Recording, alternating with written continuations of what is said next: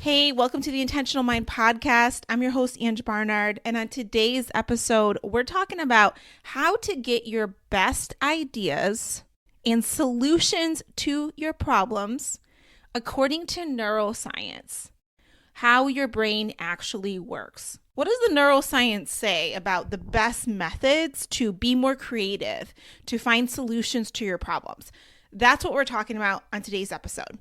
So what inspired this episode is an article that I read recently about this very topic. I get sent them a lot because I'm the person that always wants to know how I can work more with my brain and be intentional. Hence, that's why we have this show, is I'm all about being intentional. And I think when it comes to being intentional in our lives, we do have to have an understanding of how our mind works that's guiding all the things that are happening. Okay, so another reason why I wanted to talk about this is because I believe the wisdom that I just learned really helps solve a common problem that people experience, and I experience it too. And I describe it as where we have like a problem in our lives and our situation, and we just obsess about it. We're trying so hard to figure out a solution to that problem. And there's a lot of mind chatter, that's what I would call it, in our minds. Like, what should we do? I'm confused. Maybe this will help, like all of that, right? And it's like, it drains our energy. And there's an easier way to find solutions. And this is also related to you being creative, because I think a lot of times too, we try to force creativity. Like, we block a time out and we're like, this is the time I'm going to write. This is the time I'm going to be creative. And it just, sometimes it doesn't work that way. Like, nothing comes. So this is also related to that concept as well, because when you're solving problems in your life, you're also being creative. Okay, so we're going to dive into that. But first, I want to explain this better with a story about one time where I had an interview, and part of the interview was to teach a 10-minute course where they were assessing how I taught a class. And they said for 10 minutes on, I think they gave me the topic. You can, you have the freedom to teach on this specific topic any way you choose, and you'll do that for 10 minutes.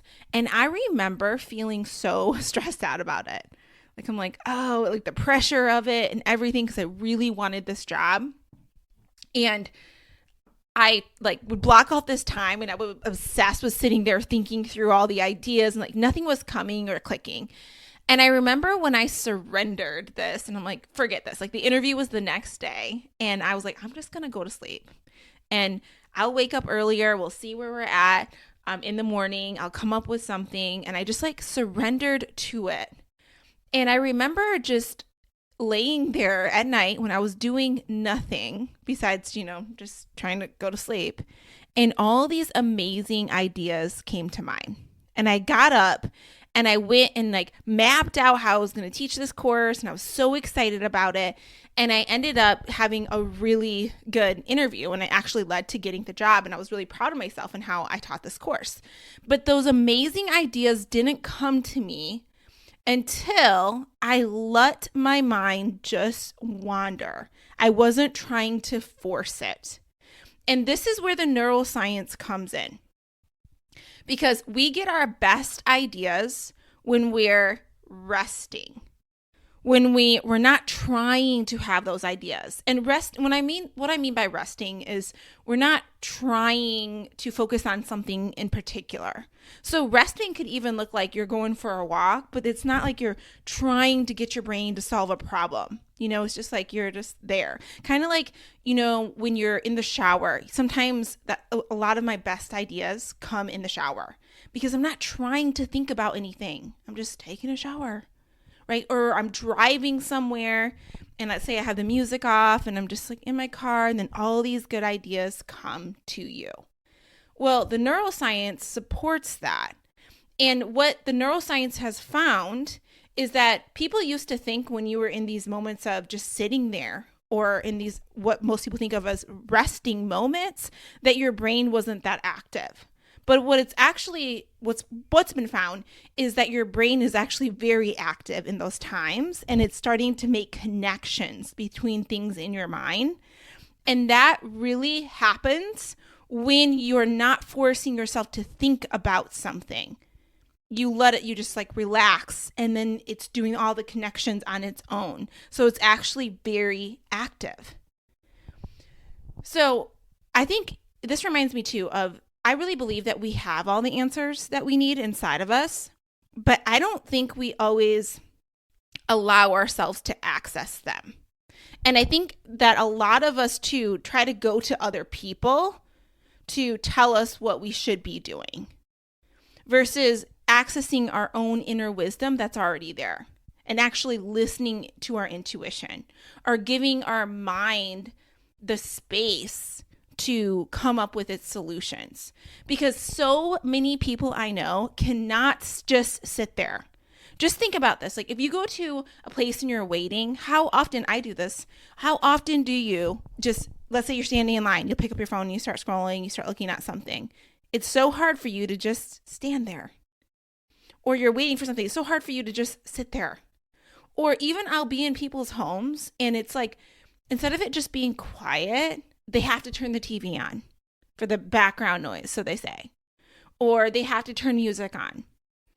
Or even the same thing in the car. You can't just drive. They got to have something playing. They can't just go for a walk. They got to play something while they're walking, right? And it's like we are robbing ourselves of the wisdom that is already there for us. And everybody is probably worrying about something. Everybody probably has some problem in their life that they're trying to solve. And what if you intentionally made more moments for yourself that were more restful, or where you weren't forcing yourself to listen to something or think, I don't know, I guess the right word isn't forcing yourself to listen because you want to listen to the thing, but like you're not forcing yourself to come up with a solution, or you're not thinking like, oh, while I'm walking or while I'm sitting here, I should be doing this. I should be listening to this, focusing on this, whatever it is. You're just allowing yourself to just be there. I wonder what good ideas would show up for you, what creative ideas, what new fun things that you might want to be doing or including in your life, or what solutions to some of the problems that you already have may show up for you if you allowed the space for that to be heard. So it's something that I've been thinking about, because I just think about how often I want to fill the noise. Like if there isn't any noise happening, how I want to turn the podcast on, I want to turn music on. And it's like, even I've noticed even a challenge with myself to even just sit there and really journal for a long period of time. It's like I have this tendency to want to go do something else versus just sitting there and being there. So this is all about habits. And I feel like what I need to do and I want to do is train myself to just be there. Because the neuroscience shows that that's when we come up with our best ideas, our most creative ideas, where we come up with solutions to problems in our lives. But we got to create the space for that. So I got some tips for you. I got 3 tips that I want you to think about. And I also want to bring in a little bit more about this study. Well, first off, let me give you the tips. So the first tip I have for you, if you're like me and you do struggle just sitting there, then walking can be very, rejuvenating for you. I'm sure you're already doing this in your life in some way. But for me, what I've been doing is every morning I'm going for a walk. In fact, check out my Instagram if you're going to follow me on there at Ange Barnard. I've been sharing these highlighter posts, and one of them recently, you get to see what my morning routine has been like and how I look nowadays. And I say that giggling because it's a thing. Anyways, you can go over there and check that out on Instagram. But anyways, that's part of my everyday is like walking. But what I wasn't doing is I wasn't allowing it to just be a quiet walk. I'd be playing something where I can learn and filling in the quiet space. So what I want to do is just allow myself to walk, even if it's 5 minutes. Maybe I don't bring my phone and I just walk and listen to my own thoughts and see what shows up for me. There was a study that was done with Stanford, and what they found, it's published in the Journal of Experimental Psychology, And they found that your creative output increases by as much as 60% when you're walking. So that means if you are struggling just being creative and you want to be, or you're struggling finding a solution to a problem, go for a walk. And that a walk without anything playing, without any noise besides what's out in your environment. And see what shows up for you, and see if you can set a timer for yourself to hold that space. Is it 5 minutes? Is it 10, 15, 20, 30-minute walk? It's been forever since I've done like a 30-minute walk with just me with no noise. I can get myself to like a 5, 10, 15 minutes, but longer than that, I'm like, oh, I want to play something. But I want to commit to actually going for a walk without anything playing. My husband's so good at this. He hiked the entire Appalachian Trail, the 2,000 something miles, with nothing playing. Anytime I was out on the trail with him, if I had service or I had something downloaded on my phone, I was listening to the podcast, listening to the thing, and filling in the noise. Same thing, if we would go for a run together, again, I'm the person that's listening to my headphones, and he can just run and just be there. I want to work on that. I know some of you guys got that down, but that's something I want to work on, especially seeing the neuroscience and being like, oh, that's when I'm going to come up with my best ideas and solutions. I got to be intentional about creating that quiet space for myself. And I love what this other neuroscientist calls this. She calls it free floating periods of thought. That's what she calls it. I like that. It's like, I want more free floating periods of thought in my life. So my first recommendation for you is walking. Adding more walks into your life that don't include a bunch of noise and just no intention around the walk, I'm going to think about this, I'm going to solve this problem. None of that. You got to release that. You're just walking and you're seeing what shows up for you. I think it's also helpful for me personally, to pray about it and be like, hey, God, is there a message that you want to share with me? Like, I'm holding space right now for that. Shows up, cool. If not, all right. But I'm here for it. And then I'm just walking. And then the second tip I have for you is let your mind wander throughout the day. So just pay attention when there are those moments where there's breaks in your day. Do you notice yourself going to grab your phone? Do you notice yourself wanting to turn the music on or the TV? And just notice that, because that's the first step. And then just don't do that. Let it just be silence. Choose to just be there with your thoughts. Choose to just sit there.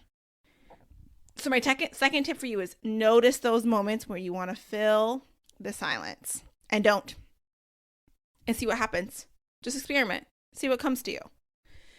And then the third tip I have for you is that you got to find a place to write down these ideas that pop in your mind. Because one thing is, let me read you this note. When you're resting, you won't have to come up with ideas. Ideas will come to you because that's how our brains are wired. They come to you. Your brain will start making connections, but you got to be open to receive it. You got to hold that space to receive it.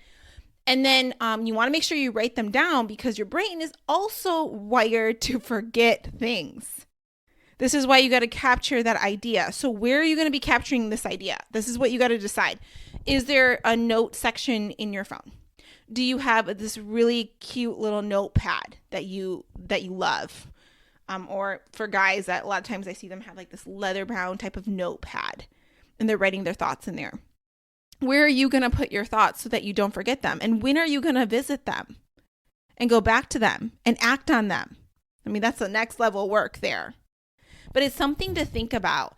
And if you think about, and I'm sure you've heard this, so many people that we've all admired as a society throughout history, they have had that time where they really prioritized quiet time with themselves. They were big journalers. They would go off by themselves, let's say in the woods or this one location where no one was around. And they're like, that's where my best ideas were coming in. They made time for that. I think in today's world, a lot of us don't do that. We don't make time to just hear our own wisdom. We're trying to fill it with other people's wisdom, or we're trying to see what everybody else is up to.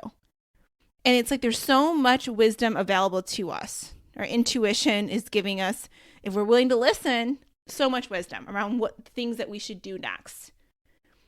And it's like you got to show up though to it, not with a controlling energy. Like I should do this, or I'm going to find the solution. You know what I mean? It's very different. It's more of like I'm just open. I'm here. I surrender. And then the stuff flows in. Because I was thinking about, where did my best ideas come from throughout my career? It's always during those moments where I'm not trying to force it, where I'm just chilling. So it's also making me change the way that I perceive downtime.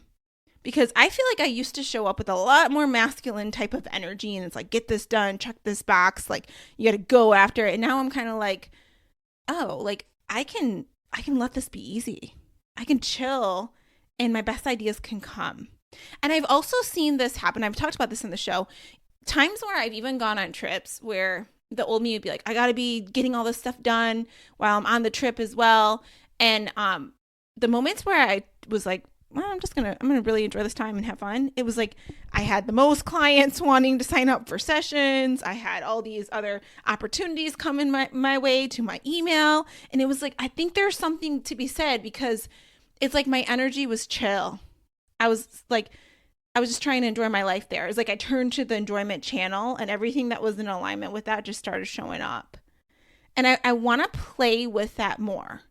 I want to see what will happen if I do surrender more and not feel like I have to control or force anything. Of course, I want to be intentional, hands down. Of course, I need to take action. But I'm really curious.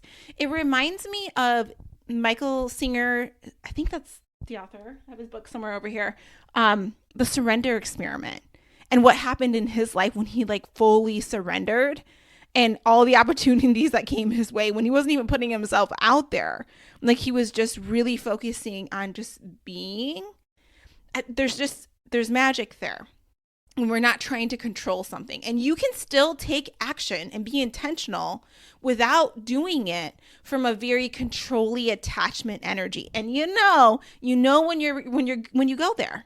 When you're like, oh, I really want this, and you start to get this feeling of, I call it like this thirsty feeling, like, oh, I need this. I remember times in my life when I've had that, and I was like, oh, here we go. We're turning on the wrong channel. It's like we're not acting as if, we're not trusting. We're like, I really want this. I want to control it. It has to be this way. I just watch that energy in myself. I see it a lot with my clients too. And where the ones that, since I've done a lot of career coaching over the years, the ones that, I think I just shared a post about this on Instagram, the ones that can be happy along the way, like they can bring the joy within the pursuit of what they desire, they just tend to get there faster. And they tend to have more fun along the way. And it's all about, I really feel like it's all about the energy. Because the other ones that are like, it needs to happen now, and I can tell when they're like, I gotta apply for this thing right now. I'm like, it's like this urgency, this stress around it, trying to control, and then they start settling for certain things. It's a very different energy. And they struggle so much more through the process. They're very attached to outcomes, and they're not enjoying their life in the meantime. So one of the things I often tell myself is, I'll be happy on the way. I am going to be happy on the way to my dreams. I'm going to be grateful for where I am. I'm going to be excited about where I'm going. I feel like this is so relative to this message of surrender. It's the same. You're on the same energy with like this non-attachment. We're not trying to force stuff. We're letting things come to us. It reminds me too of so many authors I've seen get interviewed when they're getting asked about their ideas, popular authors, books turned into movies types of people. They often say like, it just came to me. I had a dream about it. I was sitting there and I got this visual. It came to me. So I just wonder, what are you not allowing to come to you? Because you're blocking it. You're shutting the doors. You're trying to force stuff, that kind of stuff. You know what I'm talking about. So let's summarize this real quick. The 3 tips I have for you is, number 1, get some more walks in. One that's just good for you physically. But the walks that don't include the noise, or you're saving a chunk of time where it's just you with your thoughts and there's no agenda. You're just walking. There's no mental agenda around it, and just see what shows up for you. The second tip is to notice those moments where you want to grab your phone and when there's a little break, where you want to turn the TV on, when you want to turn the music on, when you want to send someone else a message or scroll. Stop and be like, what if I just sat here? What if I just let this be? And then again, the third tip is figure out where you're going to write those amazing ideas at. Where are you going to be writing them? Is there a spot on your phone? Create that right now. Is there a little cute notebook that you want? Go get that thing. All right. I hope you enjoyed this episode and that you have an awesome day. If you haven't left us a review, please do so. And I will talk to you soon. Bye.